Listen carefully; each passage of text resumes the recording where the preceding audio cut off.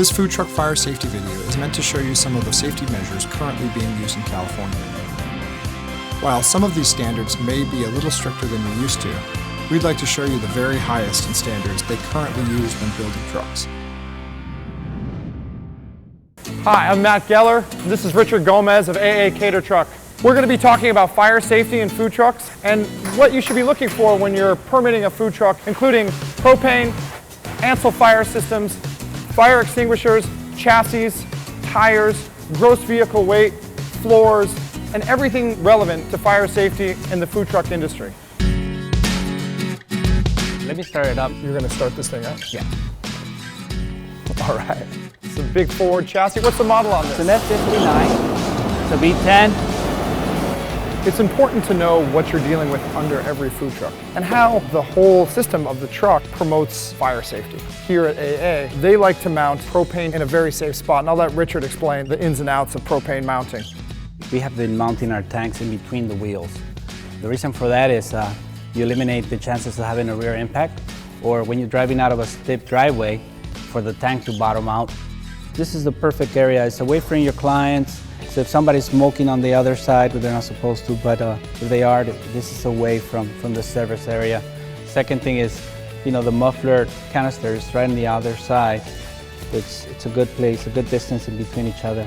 And even when you have the tailpipe that is protruding to the outside, you want to have some kind of a shield to prevent any kind of heat to transfer back into your tank. One of the issues we've seen across the country is people ignoring the gross vehicle weight, what the chassis can hold safely. When you go over the gross vehicle weight, real bad stuff can happen. So one of the things when they are certifying for the gross vehicle weight rating, they're checking for the brake capacities. You want this vehicle to be able to brake properly. Second thing is the tires. The tires are rated for the amount of weight that the vehicle can carry, and the leaf springs. So by law, are they required to have By law, that? you are required to post your GVWR. We make sure and talk about gross vehicle weight because while it's not directly related to fire safety, it is indirectly related to fire safety. Every one of these food trucks, when full of propane, could do a lot of damage. If the builder didn't even care enough to make sure the gross vehicle weight was proper, chances are there's going to be a lot of other big issues. Every food truck chassis takes into account weight distribution. In a standard food truck, all the weight ends up being on the edges. So the equipment's going to be here, the equipment's going to be over there, and in the middle, that's where people are walking around. Now the problem with a food truck that gets converted from a delivery truck is those trucks were built to have even weight distribution. Think a UPS truck, boxes across. And when they become food trucks, if the floor isn't reinforced properly, what we start to see is those floors bend, and it creates a problem for the structural integrity of the truck.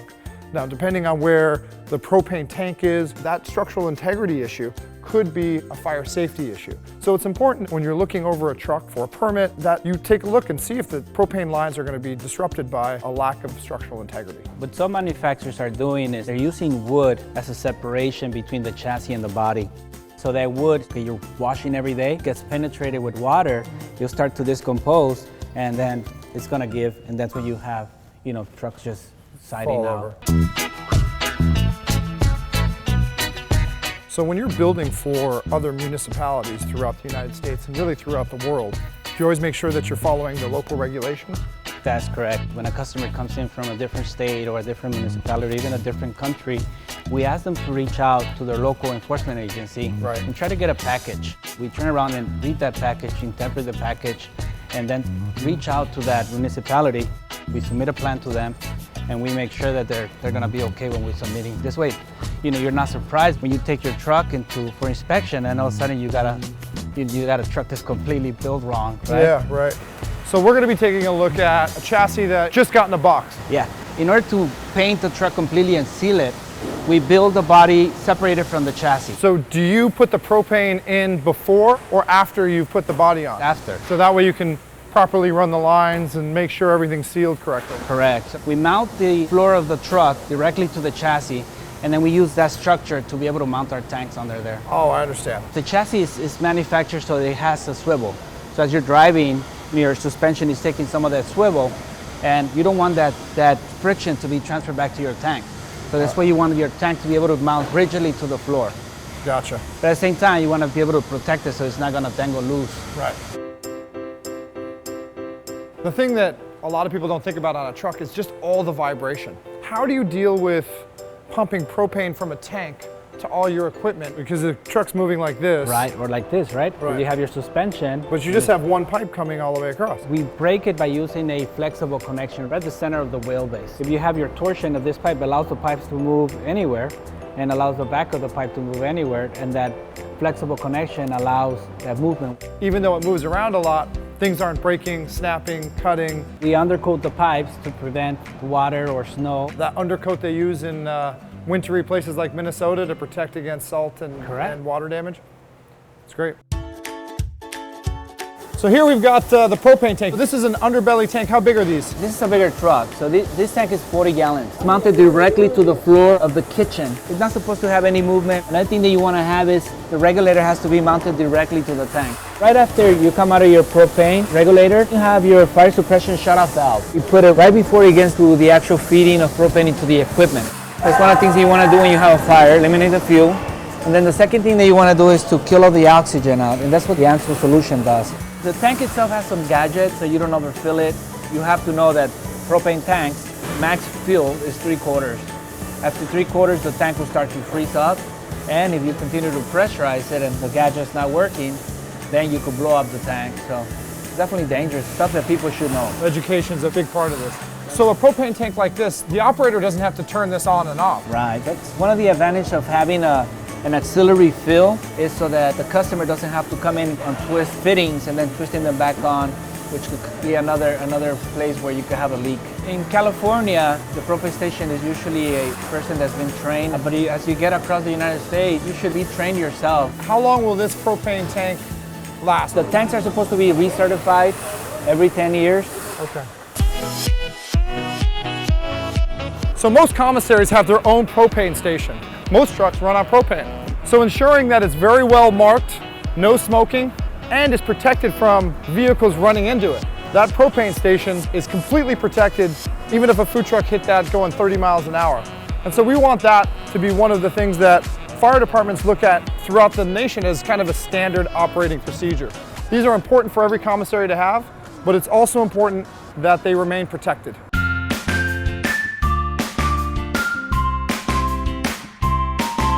So a great thing to see once you see where the propane is below the truck. It's good to see how it comes in to all of your appliances. We've got the grill top here with the propane running directly in. Yeah, so one of the things you want to do is you want to make sure the lines are protected by a grommet. So this scrum is going to protect against a lot of the driving vibration? Yes. But the main thing, you want to make sure that this is fixed, this is tied up at least every 12 inches. Your mainline field, schedule 80, so it's a very thick pipe, and then we'll feed it right into a main valve. This will eliminate any kind of propane flowing into the equipment when you're not using it. You could open that up, then you have a safety valve. The safety valve is controlled by your thermocouple. If your thermocouple senses the pilot is not on, it will not allow propane to flow. This is something you guys do and not a lot of other people do. Yeah, this is one of the things you will see on water heaters that are mounted outdoor. So, you know, if you get a whoosh of wind and blows your pilot off, you don't want that gas to continue to flow and you're not seeing it, you're not smelling it, and it could catch fire. What would they normally see, let's say in Texas or Florida? Normally it's just a valve at the tank. So they just have lines coming in directly into the equipment. These valves will start to open up as you're driving with your bouncing and vibration. You can imagine having the propane just continue to flow as you're driving. Right. That propane will touch a pilot and then you will light up.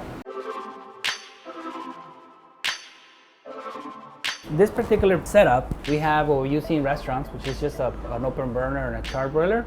And normally they just connect it from a main valve, goes directly into your burner. But even in these units, we still installed a safety control. As you're driving, you don't want this valve to open and then you have a full flame going right here. Right. Is this coming from directly underneath the cab? You run your propane manifold. So it's under the floor. It's not in the cab at all. It's underneath by the chassis. Right, so it's not enclosed in the cabinetry, because if they start leaking, there's no way for you to have access to fixing them. So you could shut this whole thing down and still use this? Yeah. Then you can shut that down and still use this? Yes. So everything will be independent. Each equipment has its own safety valve and it's completely plumbed separately. You don't want to have any teasing here. When you have T's and different connections inside of your truck, then you have more chances of a pipe leaking. You want to be as straight as possible. You know, sometimes it's difficult because you have to go around drawers and so forth, but you want to have a solid pipe coming from in and then going into the actual fitting of the equipment. Is everything you guys do easily accessible for emergency shutoff? Right. You want the person operating the kitchen to be able to use it. I've seen a lot of these valves put on the back of the equipment, which people are never Yeah, I've seen that use. where you have to emergency shut off from And the back. you can imagine if the thing is just blazing hot, nobody's going to stick their hand back there. All your safety features are very suitable for water because you got mechanical parts in there. So if you get water on these on the controls, then they'll start to harden up. You want to make sure that you enclose them, and then you have a door.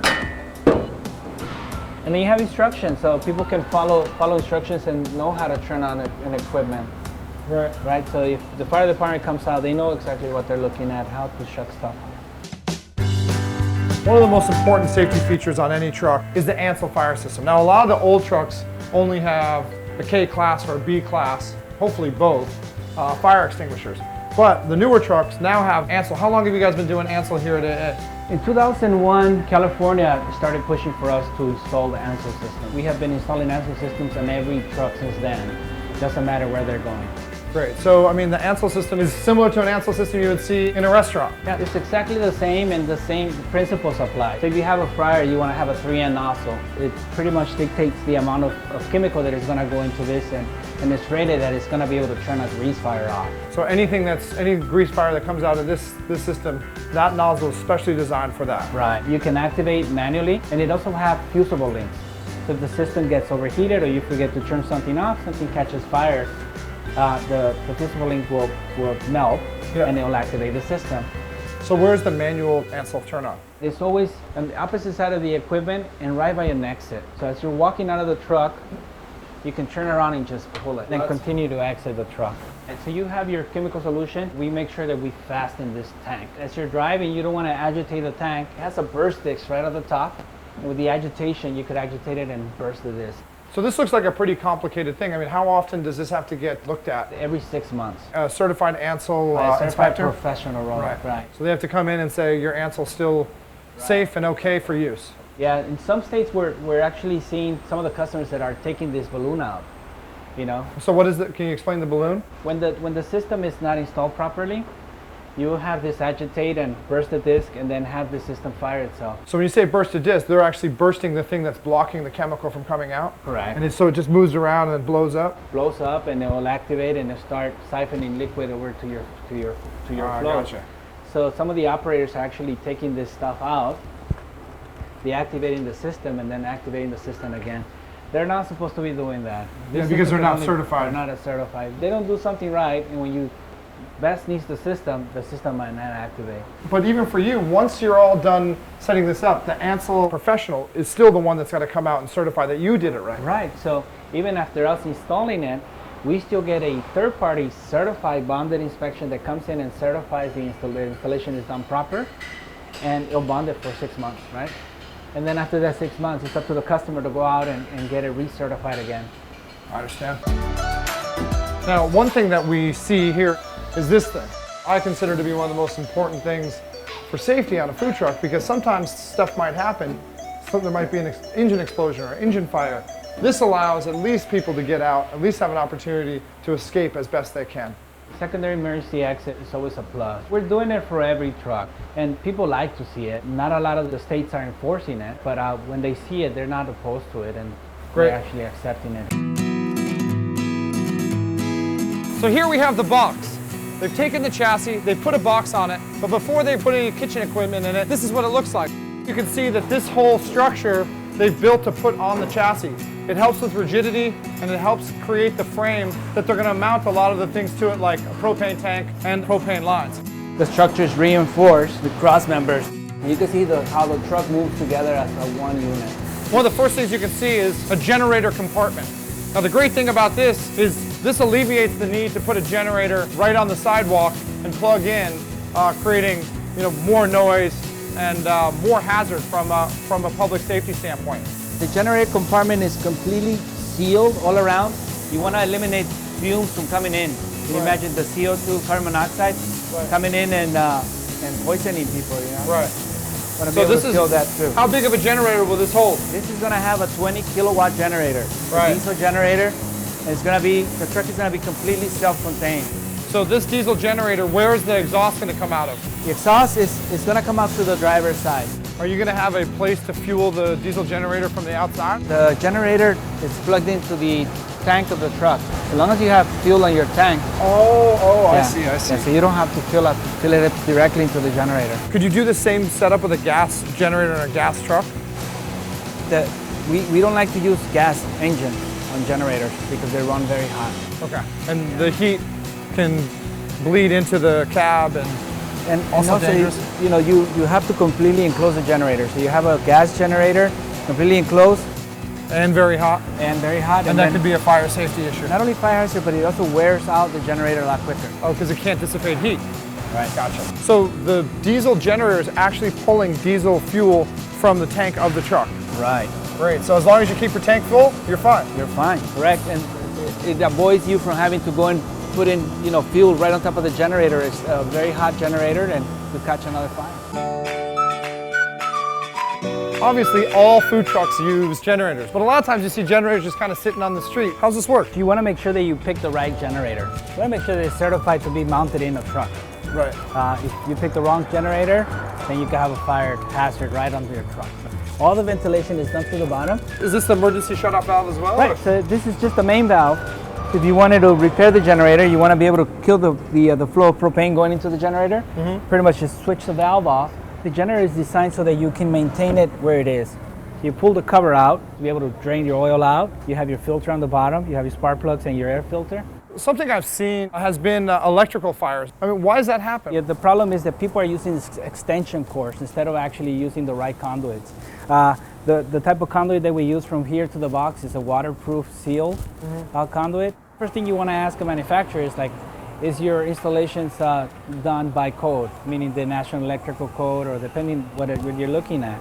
But that is a good way to start the conversation. And once you do have, once they answer that question, then you can say, well, who bet this? Who was the third party, company that came out and said that it was installed, to code? Great. I think as the fire conversation and fire safety goes on, I think we spend a lot of time thinking about propane. But there are a lot of other issues that can go wrong on a truck.